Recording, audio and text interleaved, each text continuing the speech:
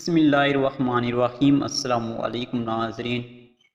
Hotel پر بیٹھے ایک شخص نے دوسرے سے کہا، یہ ہوٹل پر کام کرنے والا بچہ اتنا بے وقوف ہے کہ میں 500 اور 50 کا نوٹ رکھوں گا تو یہ 50 کا نوٹ ہی اٹھائے گا، اور ساتھ ہی بچے کو آواز دی اور 2 نوٹ سامنے رکھتے ہوئے بولا، ان میں سے زیادہ پیسوں والا نوٹ اٹھا لو۔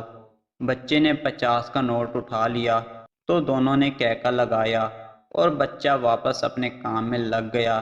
پاس بیٹھے شخص نے ان دونوں کے جانے کے بعد بچے کو بلایا اور پوچھا، تم اتنے بڑے ہو گئے ہو، تم کو 50 اور 500 کے نوٹ میں فرق نہیں پتا؟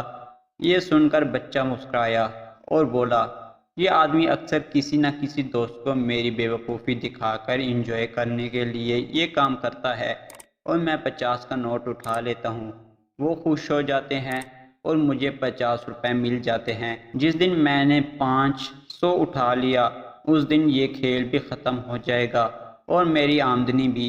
زندگی بھی اسی کھیل کی طرح ہی ہے۔ ہر جگہ سمجھدار بننے کی ضرورت نہیں ہوتی۔